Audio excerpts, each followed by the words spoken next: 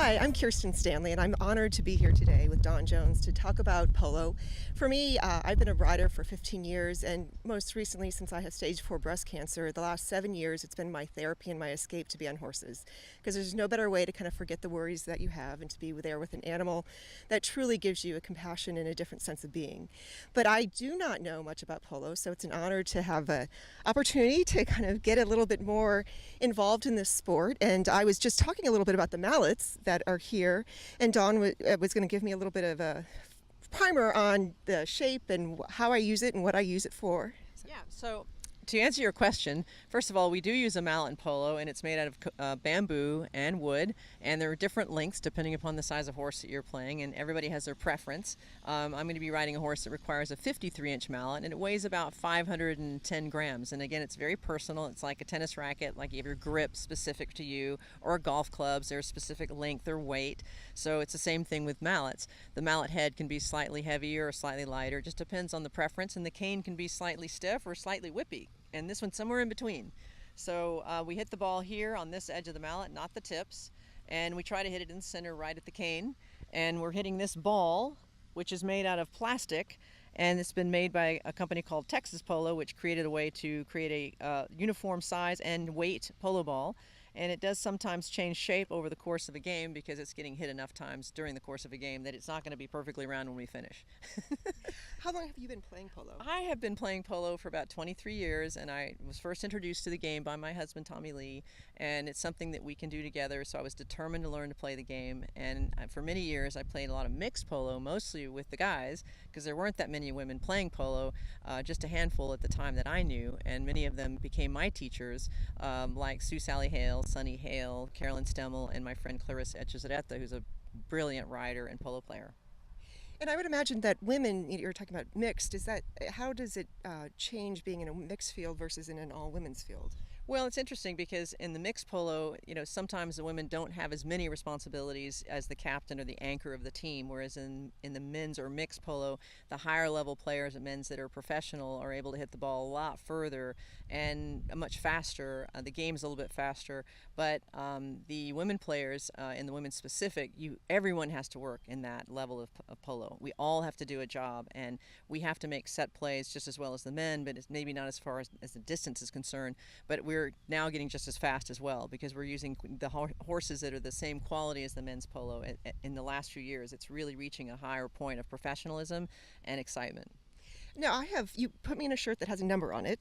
And is there any significance to the number? So I have a 4 and you have a 2. Yes, so there are 4 positions on the field. In polo, we play 4 against 4 in outdoor open field polo.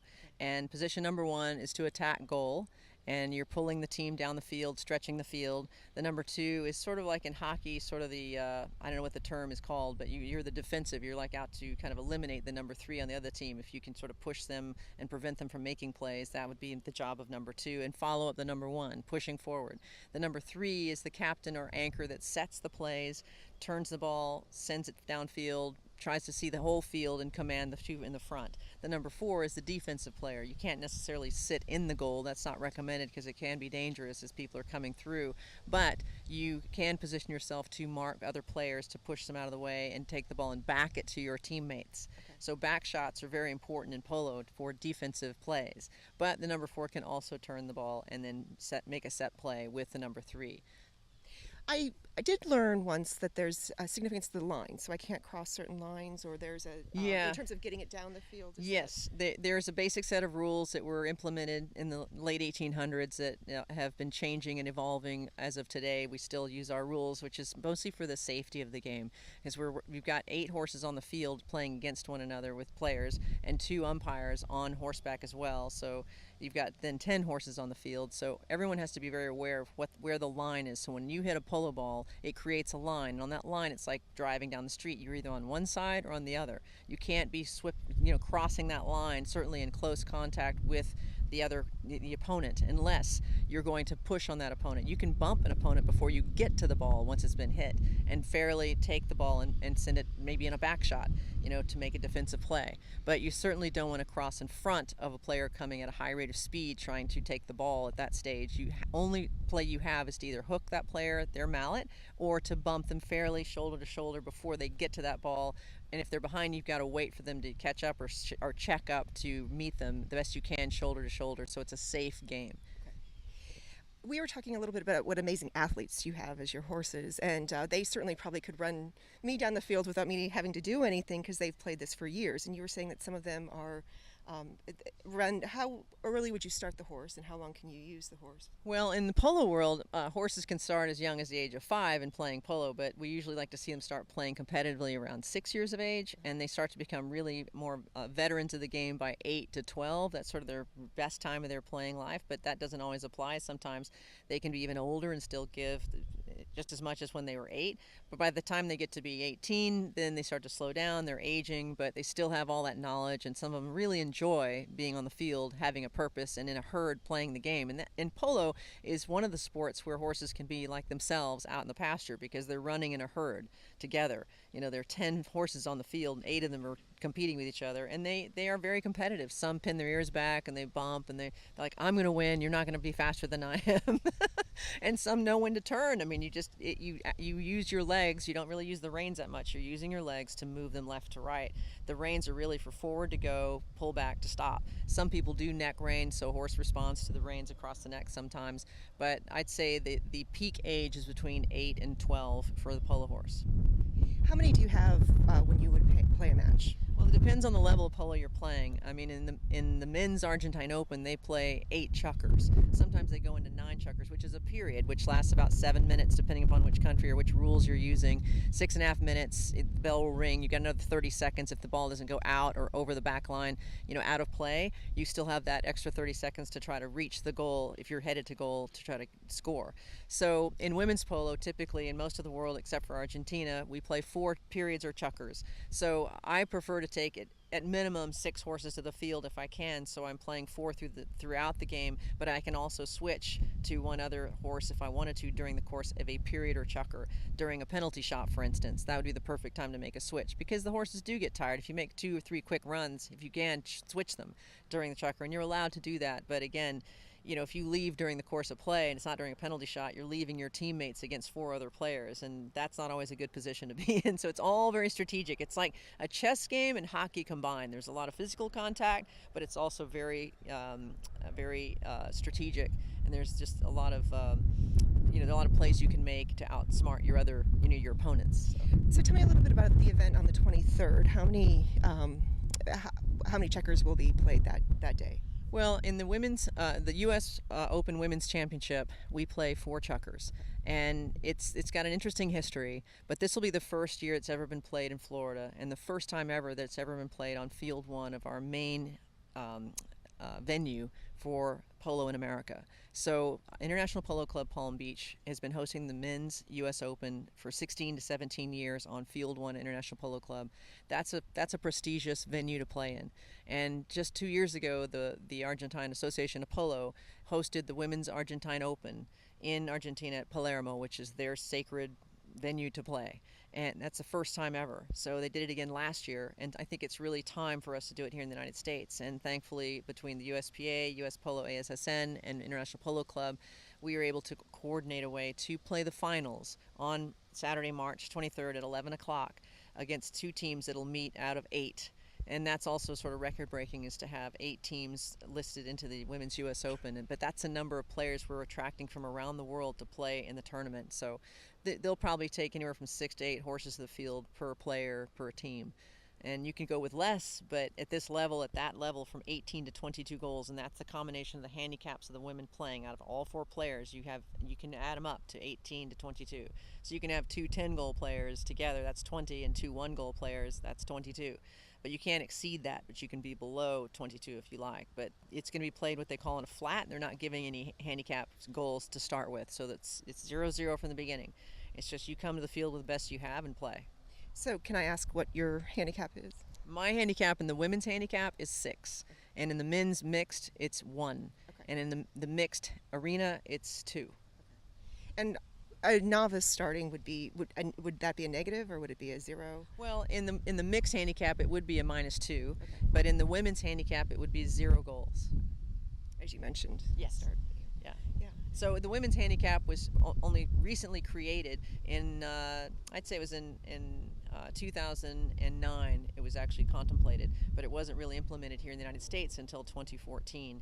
And now it's in full bloom, and we've been working on it. We still have some bugs to work out and some adjustments to make. But as my friend Nina Clarkin, who's one of the top polo players in the world in women's, she's 10 goals. She said the only way we're really going to figure out how to make this work and see that it's functioning properly is to have more opportunities to play with and against each other whenever possible. So the Women's U.S. Open, this championship, is an important moment with players coming from England, Argentina, and Kenya and Africa around the United States to participate. Now, you're active as a player, but there's also been something that probably stimulated you to be active in the organization as well, not only just as a player. And what would that be that has really motivated you to be at the forefront of women's polo yourself, not, again, just on what your skills on the field? Well, I think many things have motivated me. I see this growth in women's polo has exploded in the last couple of years, and it's only growing even faster. And we need to be prepared. We need to have an infrastructure ready for them when they appear ready to start playing at the higher levels. A good friend of mine, Sunny Hale, who passed away a couple of years ago, she inspired me. She created many opportunities for women in polo with her women's championship tournament, creating tournaments here in the United States and around the world where women can compete against each other. And it speaks to that theory that Nina Clarkin was quoted, that I paraphrased from her, is that we need more opportunities to be able to play with and against each other to really understand how our handicaps are working and just enjoy the sport. I mean, women can come and play and have fun on a casual basis, but you can also come and play at the highest levels of competition. And then, in terms of your motivation to become involved with Susan G. Komen in Florida, what was the impetus there, especially with such a great association, to have that be a partnership? Well, first of all, a group of us women polo players created a website called the Women's International Polo Network, and we made it one of our missions to partner with charities as much as possible around the world. So I'm trying to inspire young women to think about charities in their communities that would be beneficial to partner with polo, because we have the polo game to offer. The game of polo takes a lot of skill and effort and knowledge, and many of the women have been working at it all their lives. So we have something that we can show that we want to share with the community, and it's a great form of entertainment, and it happens during the day, so everyone can come and enjoy it and have a picnic or a tailgate. But to us, we have something to offer. So at the same time, why not include that game of polo with something like the Susan G. Komen Florida to bring their followers and supporters along and enjoy an afternoon out to see women playing in a game that's been predominantly male for 2,500 years. And only in the last 30 or 40, and let's even say this last century and couple of decades, have we started to see women participate in the game. So we're motivated to do it. So that's one of our primary reasons. And we believe that Susan G. Komen Florida, as part of a larger organization, is one of the most important ways to raise awareness about breast cancer, which affects not only women but men. But there are many friends in the polo world that I've met and known, and family members that have been affected by breast cancer, so we'd like to help. For me, that was one of the initial interest with Susan G. Komen, was just the destigmatization of cancer, in the sense that it affects so many of us, and it affects people through all walks of life, and we need to have outlets to talk about it. And so I thank you for raising awareness in that way, because it's certainly to break down the barrier of what it means and to have a support system, because as much as we have opportunities to be around each other, sometimes we don't want to share that as women when we are vulnerable. So thank you for doing that. Oh, it's a pleasure. It's really a pleasure for us to help, and I think even the younger millennials, they're interested in experiences and interested in sharing values that we all want to implement in terms of goals to achieve, and this is right down their way of thinking these days. It's not about having objects, it's about experiences, and helping each other come together. And I will say that after hearing the statistics of 1 in 8 women are diagnosed with breast cancer annually, that really shocked me. I didn't know it was that common, and so it's important that we educate. Thank you. Now, I want to learn a little bit about the ponies that are behind us, and they're called ponies. Yes. Yeah, they're called ponies because in the early days, a lot of the polo players were playing horses that were probably 15 hands or maybe even smaller. And now there are horses that, are bigger than that, depending upon the player. I prefer ponies that are really 15 hands or smaller, maybe even slightly bigger. So I'm using a 53-inch mallet on a horse that's probably 15.2 in size, which I know a lot of the general public may not understand that measurement, but people in horses know what that means. And I have a little horse named Minnie that's probably 14.2 6'2" herself, so she truly is mini, but she's explosive. But Dynamite comes in small packages. I'm used to an 18-hand horse, so this is going to be a quite a difference. Well, 18 hands is a long way from the ground and a long way from the ball, so Yeah. you kind of like having a smaller horse so you can get closer to the ball to make plays to play the game. Yeah, he's probably more apt for elephant polo than he is for right here. Yeah. Yeah. Yeah. So do you want to come take a look at the horses? Yeah, I can introduce yeah. you to two of these horses and some of the equipment on them so you can understand what it is. So Great. this is Chispita. She's one of my mares, one of my larger mares that I play in polo, and she's very athletic, as you can tell, and she has a Pelham bridle. We have a double reins there that's for control, for obviously for stop, go. We have some good brakes. There's a curb chain here to help with the brakes, and she is loving the game of polo for sure. We've shaved the mane, we've docked the mane purposely because there's a lot of leather going on there, so you don't want to get your leather caught up in their mane. So that's why they don't have a mane. And then we have a close contact English saddle, and I mean close contact. There's these fenders. There's nothing underneath the fenders, but just the straps and buckles for the girth to hold the saddle on, and the overgirth to make sure there isn't a mechanical failure in my saddle. If there is, I've got a backup just in case. So the close contact is important because we use our legs to navigate the horse. We ask them to go left or right based on what we're doing with our legs. So we're communicating in a variety of ways to the horse, whether it's with our calf, our thighs, our heels of our boot, with our spurs. They respond based on what commands we give. So there's a lot of details going on. I mean, we're using our hands to operate these two pieces of leather simultaneously. So it's like 4 pieces when your hands. And then you've got your close contact saddle. And we then we bind the tail purposefully because we don't want to get our mallet caught in the tail. That would be very catastrophic. If you got your mallet up under the tail, you'll have a nice national finals rodeo bucking competition. So it's all for the horse, and they're used to this, not having their fly swatter, but they don't need it at the speeds we run on the field. I don't think any fly is going to have a chance to land on them at that moment in time. So I hope that explains the basics of the polo equipment. Yeah. So on our horse blanket here, this is our brand at the ranch. It's called the Siete Loco, and that's crazy 7. It's in the branding nomenclature. Upside down is crazy. Anything that's upside down is considered crazy or loco. And my husband always said it took a lot of crazy luck to get these ranches that we've owned over the years. So we have the Siete Loco, which is registered with the Texas brand inspectors in Texas, and it's on our cattle and our horses on a freeze brand. So that's what this is right there, the Siete Loco on a freeze brand. And on the other side of the horse, if we just take a walk around the horse here just for a moment,